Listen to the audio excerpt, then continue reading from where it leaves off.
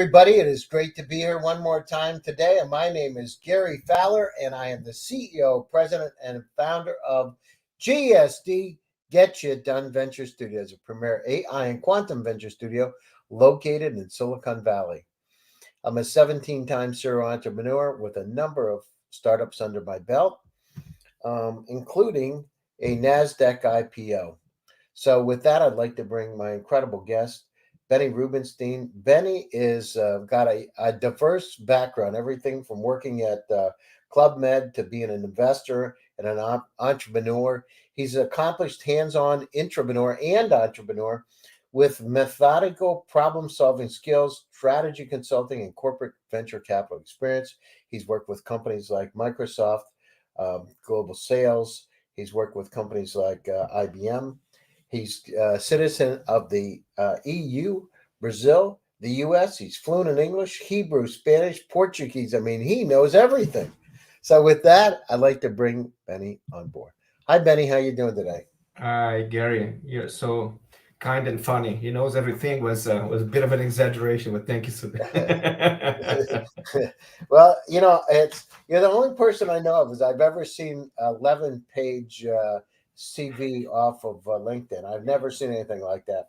So I got a question for you. So you went to Tel Aviv University, and you got your master's in business, right? International marketing. Then you're a PhD candidate today, right? In University of Aveiro, is that what it is? Aveiro, yeah. And then why in the world did you go to Wharton to get another MBA? Were you just like wanted to have a double or what? Yeah, it was actually a double degree. I actually applied to Wharton. I had a long-standing dream since I was 16 to eventually be here in Israel, and I didn't know exactly how. So I applied to Wharton, and one of the many reasons why I went to Wharton was they had a partnership with the Tel Aviv University, the recognized business school. So basically, it was kind of a dual degree. I focused on a semester working with actual entrepreneurs here at Tel Aviv University on a specific consulting project, and that qualified for the dual major. And so, but were you living in Philadelphia or were you living in Israel? No, interesting. But long story short, I was living in Philadelphia. One of the highlights of this program was actually to come to Israel for the project. It wasn't COVID, but there was some other reason. I can't remember, something around security that happened on that time. So we were not allowed to fly in, although I was willing to sign any waivers and do it at my own risk. But yeah, no, eventually what happened was the Israelis actually had to come to Philadelphia. We ended up doing the project there. Wow, that's interesting. And did you ever go to Pat's Steaks? Man, they got the best steaks, the best steak sandwiches on the planet Earth, Yeah. I like it. And so what, when you went to Wharton, what was one of the things what was the takeaway of Wharton? What was the most important thing that you received from Wharton? Was it the education? Was it the contacts? What was the most important thing? I love that question. I just a few minutes ago signed up to interview someone here in Israel who is applying for undergrad at Wharton. I think, to be very candid, I mean, obviously the quality of the studies is terrific. Had people like Jeremy Siegel and some amazing people teaching, the Adam Grant and so on. So yeah, the classes are amazing. But I've just had my 20-year reunion, and what really brings me to this day to be connected with Wharton are just the people. That they were all smart. I knew that. I didn't know they were so much smarter than I am. So it felt good to raise the bar a little bit and aspire to always get better. But the kindness, the connectedness. I mean, we are until now. Actually, we sort of watched. We are 700 people all over the world, and we sort of watched the World Cup together on our WhatsApp group and cheering. And it was like really a very unique experience after 20 years. Wow, that's amazing.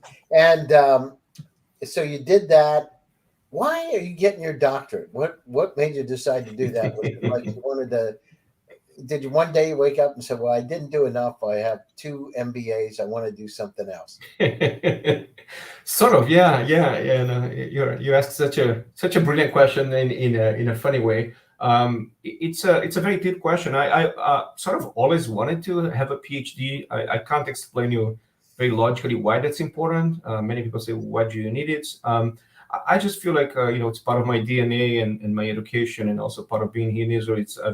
I've been surrounded by people who value a lot your education. Of course, you can learn in many different ways. You don't need a PhD for many things. As a matter of fact, many people don't even need a college degree for many things. But I do appreciate the value you get from education, not just the subject matter expertise, but also the methodology, the rigor. I think I can use a little bit more of the rigor and discipline in terms of how to do research, although I don't plan to be an academic. I don't know what will happen. Also the other thing is, as you noticed, I have a very global career. And, one of the reasons I like the idea of doing that in Portugal, it's part of the European Union.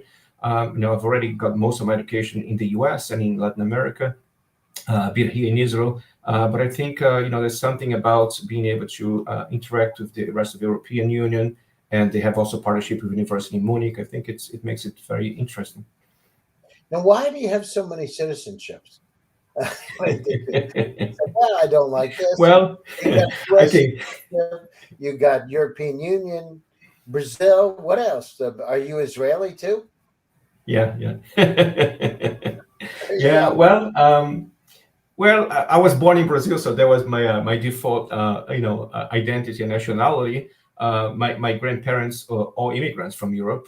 So, to be honest, the reason why I got an European passport was I realized my niece is now in Wharton, and she wanted to do an internship in Italy. And she, went through my grandmother, who was from Lithuania, and got a passport, and that helped her a lot. So to be honest, I thought most about my kids. I don't know what the world will look like in my kid will be in college only in about 10 years, I think. So I don't know what will happen in the world, and I think having options is a good thing. Hard to say, Benny, at this point. It's unpredictable, isn't it? Yeah, I think life's always been unpredictable, but I think the past few years, the few people who didn't realize that probably started to realize that now. Yeah, no, I agree. There's a lot of dynamic shifts taking place, that's for sure. So, okay, so you do that. Now, why did you go to Club Med? Well, I will hire you to be an interviewer. You asked a great question. No, many people never would notice that it's buried there in my, the bottom of my. It's not in my CV, but it's on my LinkedIn, as you pointed out. I don't delete things from LinkedIn. It's almost like I don't need to write a biography. I think it's going to eventually be my LinkedIn when I die. But interestingly, I'll give you the real answer. Although we are live, and I don't know how many people are watching this, but I had a very I'm saying kind of in a joke, but it's actually quite serious thing. I was more of an introvert most of my life. I was reading since I was a teenager the biographies of people like Bill Gates and Stephen Hawking and all these great scientists and Albert Einstein. And of course, I never met them. I mean, I met Bill Gates, but not the other ones. And they're all introverts, and people kind of make fun maybe of their being nerds or this or that. And I was very, very. I'm still an introvert, but I was very shy, very. I wouldn't say antisocial, but I was studying in my room and doing my own thing, programming all night on the computer. And Club Med was kind of the first way I had to kind of open up to the world. And I went for 3 months, and my job was basically to, teach kids to play tennis and do windsurfing and do water ski, things that I actually never learned myself. I had to learn so I could teach it. And I had to learn flamenco dancing to actually perform on stage. I was going to say, you almost got the flamenco stuff. So those things and clicking and clacking them and doing this, those, I don't know what they are. It's like symbols. Did you do that? Hands up. You were doing that. I know it now. Yeah. So you had fun doing that. So, but you can't be introverted to do that. That had to bring you out of your shell. Yeah, exactly. I mean, I think, I started my, unlike here in Israel, where people spend so much time on the Mediterranean, they go to college at the age that I was already an engineer. I started everything too early. I skipped one year in school. And so I took my exam to get to college when I was 16. And I was an engineer when I was 21. I had probably one girlfriend during my last few years of college, and again, going to Club Med just opened up. Girlfriend, probably. Huh? Probably. I never heard that before. Yeah, I want to show you my album with the pictures from Club Med. I don't know, maybe 2 or 3. I don't know. Okay. So you did that. You worked for IBM. How was it after doing that? doing the Club Med and the strategic planner for the executive education for IBM. But well, how did it, how was IBM at that time? How did it feel? Yeah, it almost feels like we've met 30 years ago because you asked those questions. It's almost like you know the stories, although we certainly don't. But first of all, I almost did not go to IBM just because I was having too much fun at Club Med. I literally called my parents and asked them, "Do you mind?"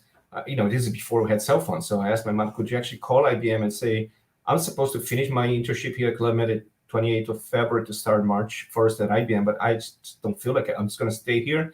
And my parents always said, just get down here. And I said, no, I want. And we had a discussion, so I actually went.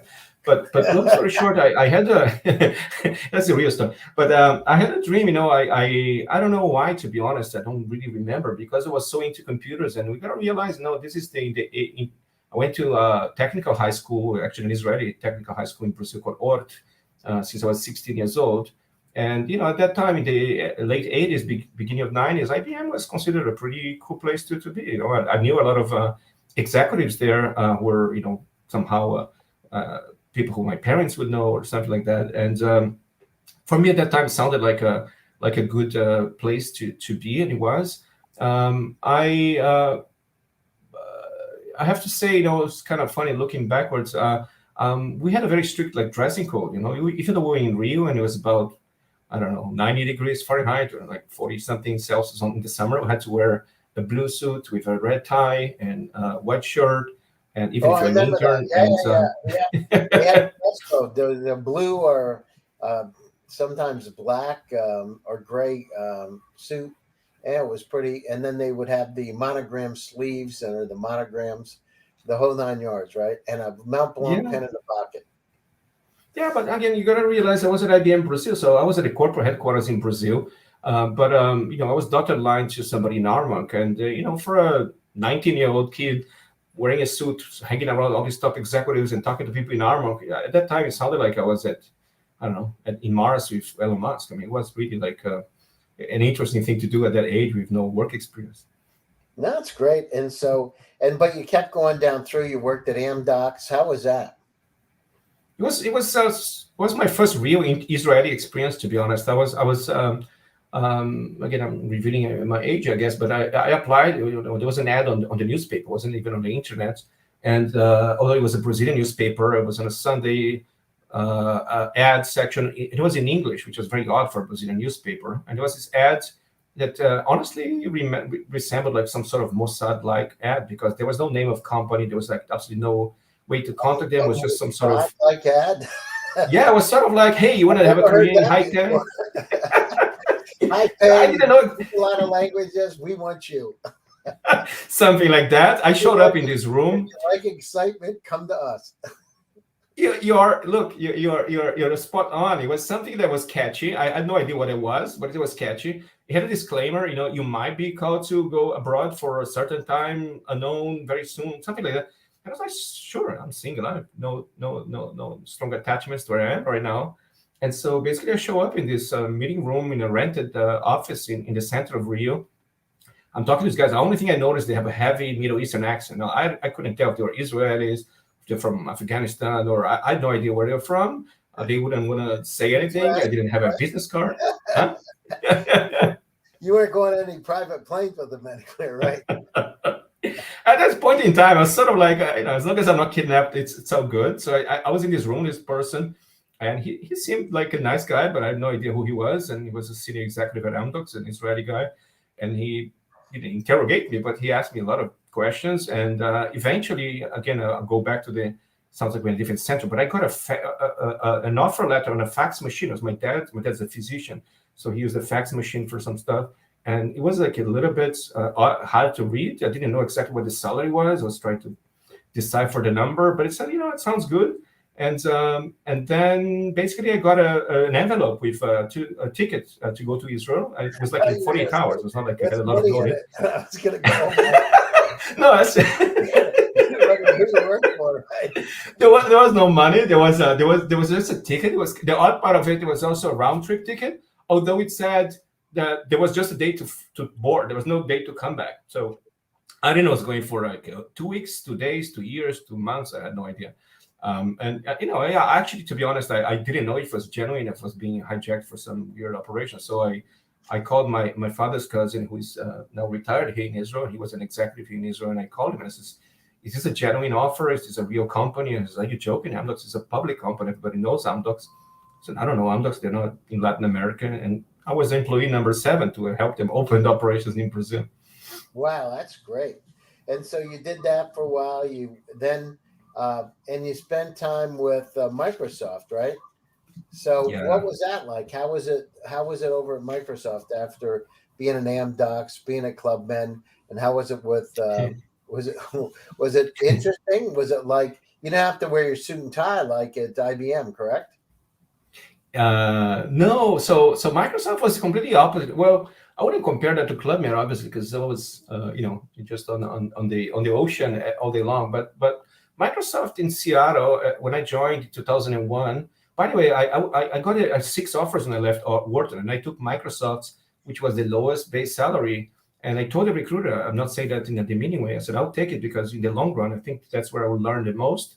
And she was very hard to negotiate salary. Says, I'll go anyways.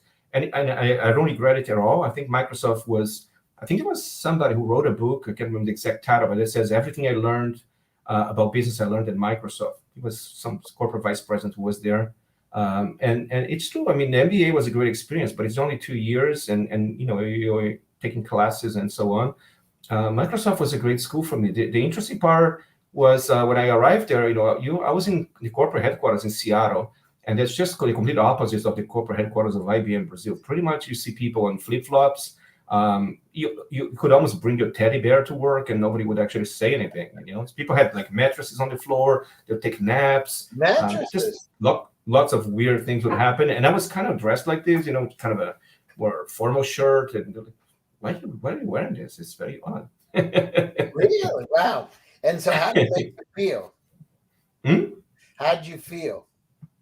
Actually, I was in heaven, to be honest. I again, if you look back, my where I was coming from, I was at work, and did I disappear? Oh, yeah. I just didn't see myself. Somebody's listening. Yeah. So the thing with Microsoft was that. There is a book about it actually that talks about it, and it's very true once you experience it. I was there. My original idea was I'm going to be here for 3 to 5 years maximum. I'm going to pay off my student loans and either move to Israel or go back to Rio. And I ended up spending 13 years there, and I ended up coming back for a second shift after I resigned. It was a great school. Did you like the weather up there? How was the weather? Terrible. I didn't like it at all. No, when you walk around, I don't know about you, Beny, but when I'd be up there, I'll never forget. I'm walking around and it's like drizzling, and people thought it was like they should go outside, and I'm like, it's raining, and they're walking around like it's sunny. You know what I mean? It was the weirdest thing, and it's like I went to Pike Market. I was walking around there, and people there was a little glimmer of sun, but it was still raining, and it was like. And it wasn't one day. It happened many days like that. Yeah, it is bizarre. I think that you're absolutely right. I mean, I grew up in Rio, and I spent time in Miami, and all those places, have tropical storms, and it rains like crazy. And it's kind of fun. And there's a flood, all this thing, and then it's over, and you go to the beach again.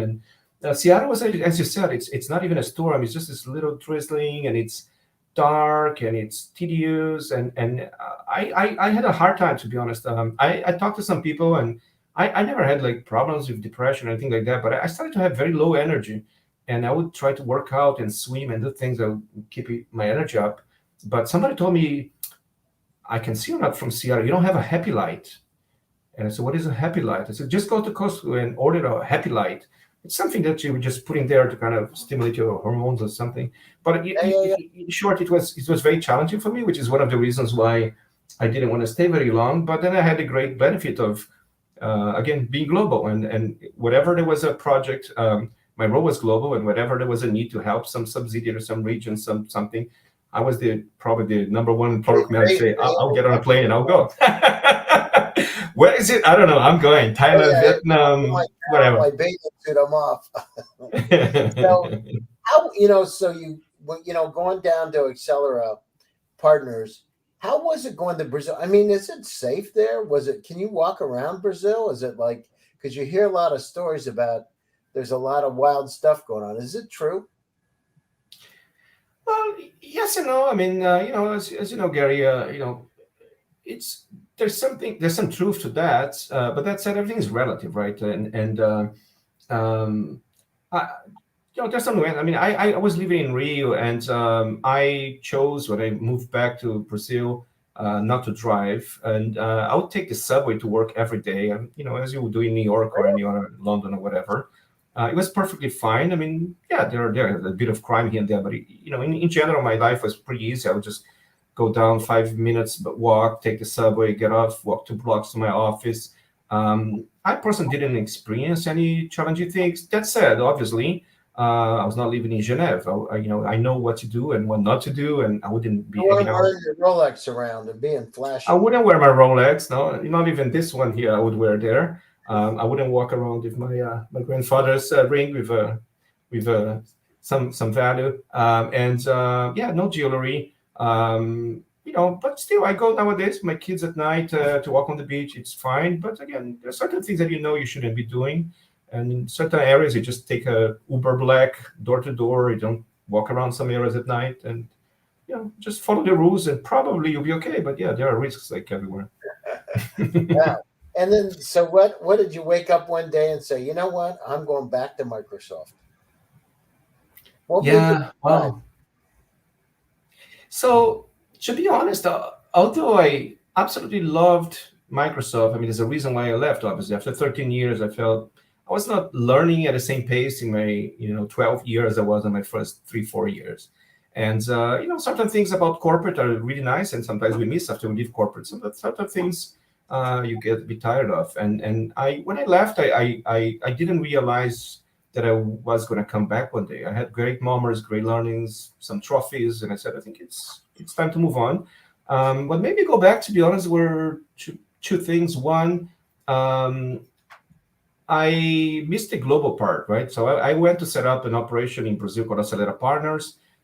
It was headquartered in Rio, had operations in São Paulo. We had partnerships in the Silicon Valley. And in fact, my original role before becoming a CEO was just to be doing the strategic relationships. We had relationships here in Israel, but it's not the same feeling as working for a global company, right? So you're very much tied to. Most people just prefer to speak Portuguese, and there's a bit of we're actually a Brazilian company that operate in other places versus we are global, and that's one of the things I really missed. The second thing is just not so much related to Microsoft. I mean, they offer me a great position, which is pretty much aligned to what I like because it was kind of a startup group within Microsoft. It was called Digital Transformation. Back in 2016, nobody at Microsoft knew what digital transformation was. Satya Nadella wrote a very nice book called Hit Refresh, which I read. And but basically, they called me and said, "Look, you got to make it real. We got to take this pretty PowerPoints into reality. How do we sell digital transformation? We don't really know what that means." And it was very exciting. It was a huge challenge. I mean, I was told when I told it's a very risky job. It's a very complex. There's a lot of ambiguity. You can have a lot of challenges. I said, well, I'm excited about that part. So it felt a bit entrepreneurial. Also, there was another interesting thing, as I mentioned, which is it was my first role that was not global, but it was regional. So Middle East and Africa would give me the chance to spend time in Israel, which was a personal interest, but also to go to the UAE before Abraham Accords because I had other passports, another reason for having them. I couldn't go there as an Israeli at the time. And also to work in Africa. I was personally very curious about what's life in Africa, what impact can I have there, can I even do business there? Because I'm not sure if I'm qualified or not. And it was a great, growing experience. No, it's super. And so then you went to Banco BV and you did that. So, going down through all the things that you've done, you have a wide background. For the startups are out there, what's the most important thing that you need to have? If you look at, in order to be able to succeed, whether you're a serial entrepreneur, whether you're in a corporation, what's important? What are the top three things? Let's say three that you think are important to be able to, keep childlike spirit You mean important for on you. me Yeah, yeah, it's or on please? for everybody, and for you, what you believe are important, and also for the audience out there, what's important for them. What should they focus on, and you've had a wonderful experience. You've done a lot of different things, and Yeah. seems like you've had a lot of fun. So how do you continue to do that? Yeah, no, I love the question. I can tell the number one, and I'm going to quote somebody here that was a colleague of mine at Wharton, and if you Google him, he's a brilliant guy in Wall Street and everywhere, one of the nicest and most brilliant people I met. His name is Hardeep Walia. And I remember he was probably the fastest career I ever saw at Microsoft. We joined together. He became a general manager in 5 years. Eventually, he became my boss. He hired me from a group to another. Long story short, I remember that when he was leaving Microsoft, I felt really sad. I said, maybe I'll leave as well, just because I'm so attached to him as a person, as a mentor. And he said, no, don't worry. And he said, just give you a hint. You can have many different jobs at Microsoft, many jobs outside. Number one thing you should look out for is not the number of promotions, not your bonus, not your title, not your perks. Are you learning? And every year you should ask yourself realistically, have I learned enough this year? And if the answer is no, forget about all the other things. They all could be great. Start looking for another job. You don't need to leave the company. It's a big company, you can move to a new role, but challenge yourself. If you stop learning, you're dead. You need to continue to learn. And I'll never forget it. I have chills when I say that, because for me, it's the number one. It's the answer for your question. Why a doctoral degree? Why this? Why that? I want to learn. I want to have different experience. I want to put myself in uncomfortable, unknown situations, because that's how we learn. We're humans. Yeah, So I think you're right. You've always got to, go out and learn. And I remember Scott McNeely from Sun Microsystems told me, always go to areas that you fear the most, because you're going to learn the most. And exactly. put yourself, and then you continue to have that childlike curiosity. Benny, I want to thank you for joining the show today. We're at the top of the hour. So, closing thoughts, and how do people get a hold of you? To get a hold of me, I have a personal website, which is just my name, www.benyrubinstein.com. There's some videos, some articles, and feel free to contact me there. LinkedIn is another good way. You can follow me, you can connect with me, you can write to me there. Be happy to exchange with people. That's a great way to connect with smart people like you. Last thoughts, I would say, besides what we talked, I think just I have very strict guidelines in my life for principles and values and things that I don't compromise. On the other hand, I always try to keep my mind open. I know there are certain things that I will not want to pursue in life because they're not aligned with my principles, but I'm always open and looking for how I can contribute more, how I can learn more. And that's how we met, by the way. And I just wanted to maybe give that message I give to a lot of people that I mentor and coach. We're in a tough moment for humanity. There's a lot of things happening there that worries a lot of people, and most of us are worried. But there's a lot of great people out there, and a lot of great things we can do. So I follow Adam Grant's philosophy of there are givers and takers. Be a giver. Think about what you can give to your organization, to your boss, to your spouse, to your community, to your country, to whatever that is, and good things will happen. We need to look out for ourselves, but let's not forget that we should give as well. Yeah, no, thanks, buddy. You're right. We got to give, and we got to make this. We all have control of destiny, and we all got to make this world a better place. You're right. To the audience out there, thank you for attending one more time. GSD Presents Silicon Valley AI and Tech, and I'm your host, Gary Fowler. Stay tuned again for another exciting edition next Tuesday. As I said, stay happy, stay safe, and stay healthy. We'll be back at you. Thanks, Benny. Thanks, everybody. Thank you, Gary.